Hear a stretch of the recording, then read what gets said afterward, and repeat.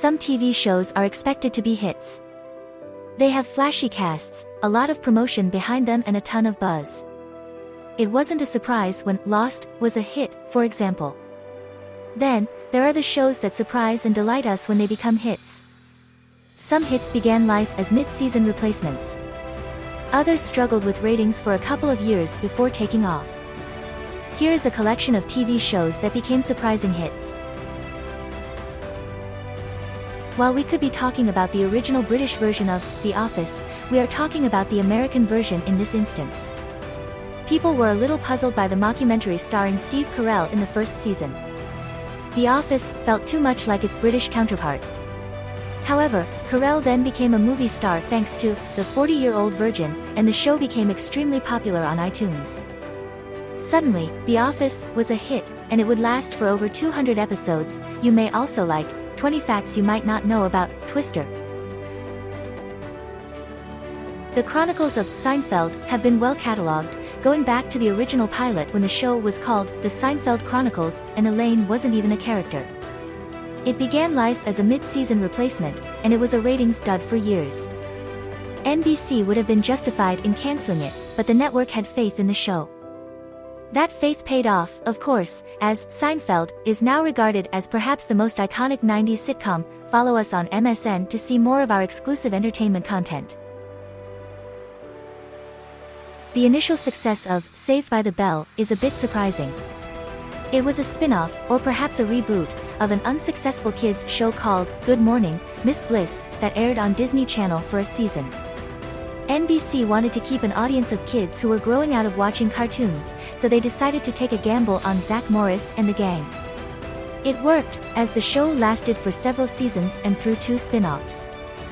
The real surprise, though, is the long shelf life Saved by the Bell has had with people who grew up with it. There was even a pop-up restaurant in the style of the Max, the diner from the show, in Chicago, and L.A. You may also like 20 films that spawn unexpected franchises. It may be hard to remember now, but for years AMC was not a channel with original programming. It just showed movies, hence the name American Movie Channel. People were not used to going to it for TV shows when Mad Men debuted. We had no idea what to expect. What we got was a critical darling that turned Jon Hamm into a star. Follow us on MSN to see more of our exclusive entertainment content. Primetime game shows were out of fashion by 1999. They mostly just aired in syndication. Who Wants to Be a Millionaire debuted in August as a way to fill some time in the late summer before the fall season began. Instead, viewers went wild for it.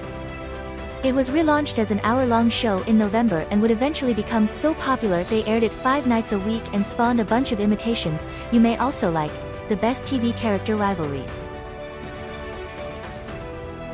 The movie Buffy the Vampire Slayer made $16 million in the box office in 1992.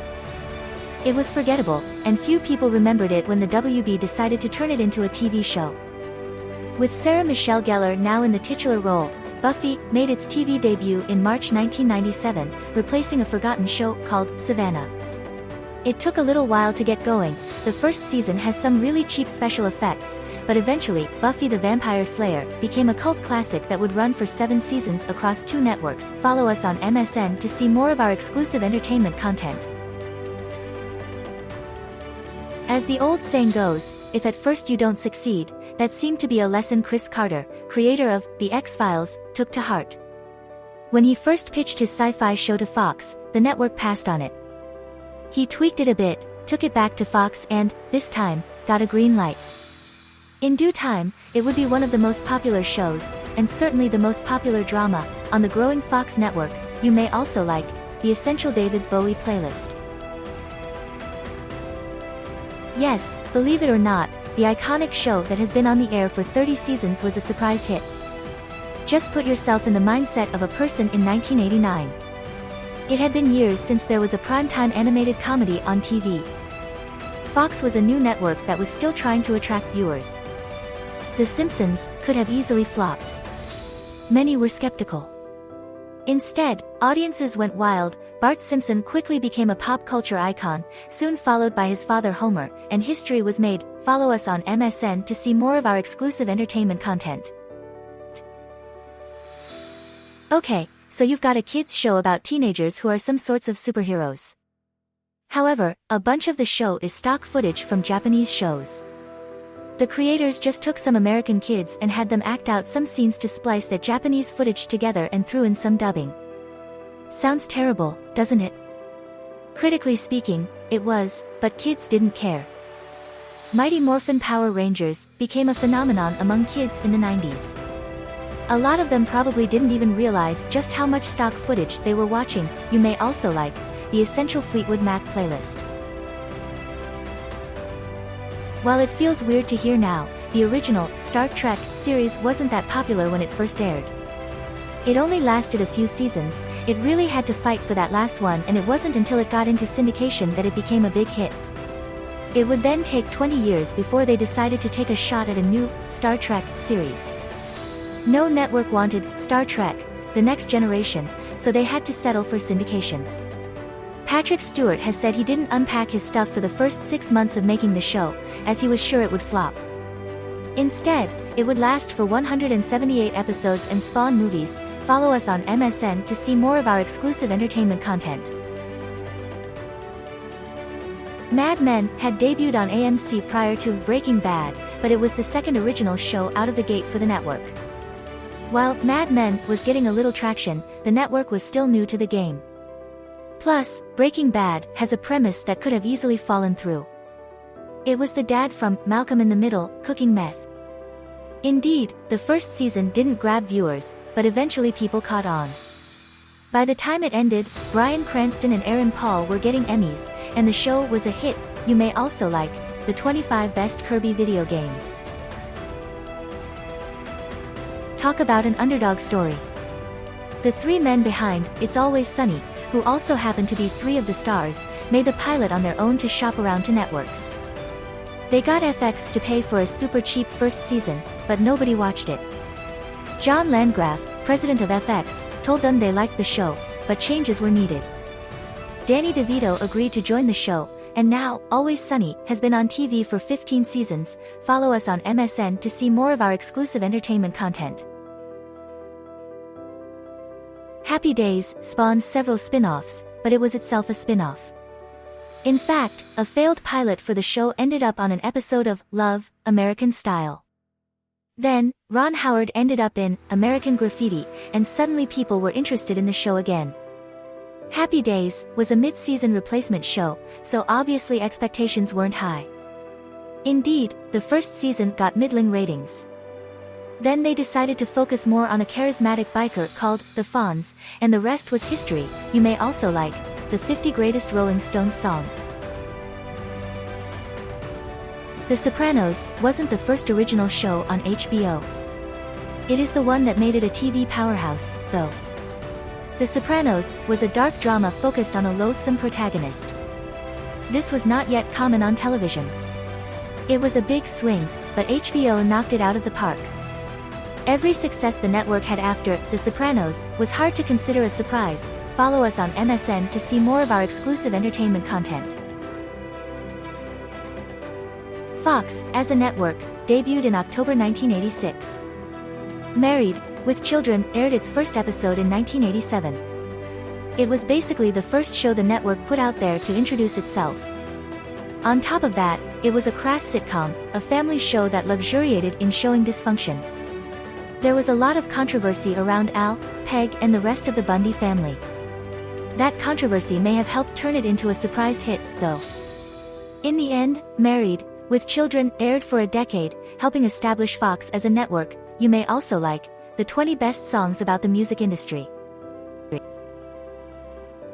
A show based on Archie comics, in 2017. Also, a sexy, sultry version of the Archie characters. The idea seems kind of odd on the surface.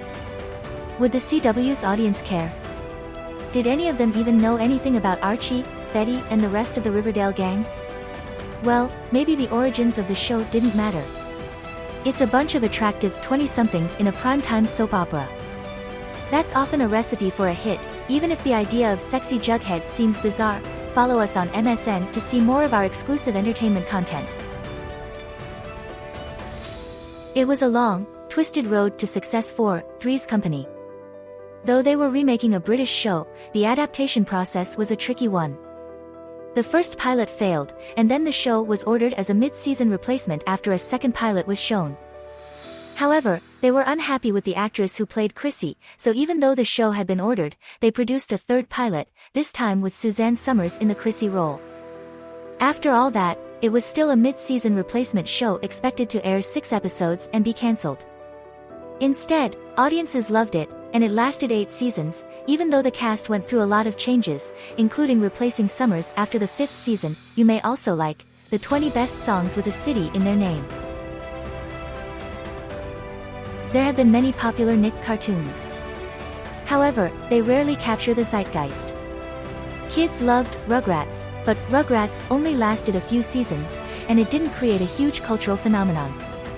Somehow, SpongeBob did that. It's a show about a happy-go-lucky sponge. It's also the most successful show in Nickelodeon history. They've done 12 seasons, 247 episodes, and it's still technically an active show. Follow us on MSN to see more of our exclusive entertainment content. Reality TV is ubiquitous now. There are so many reality shows out there of different flavors. You can watch Real Housewives from around the United States. Back when Real World debuted, though, it was revolutionary. A show dedicated to just watching people living their lives was a rare, strange thing. MTV needed to fill airtime, though, as it started to air fewer music videos. Real World connected with MTV's young audience, and it helped spawn the reality TV explosion. You may also like 20 facts you may not know about The Mummy. Want to talk about rejection? The Duffer Brothers saw their idea for Stranger Things passed on by 15 networks. They all were worried about a show centered on kids. Netflix, not yet the powerhouse it is now, was willing to take a shot on the show. It had Winona Ryder to get people interested, but beyond that, Stranger Things was a mystery. Then it became a huge sensation. Those 15 networks are probably kicking themselves now. Follow us on MSN to see more of our exclusive entertainment content. The network sitcom is definitely not on the same level it used to be. A network show hitting the airs in 2021 did not necessarily have huge hopes tied to it. Somehow, though, Abbott Elementary has really grabbed people. It became a hit during its first season, a critical darling, and also an awards favorite.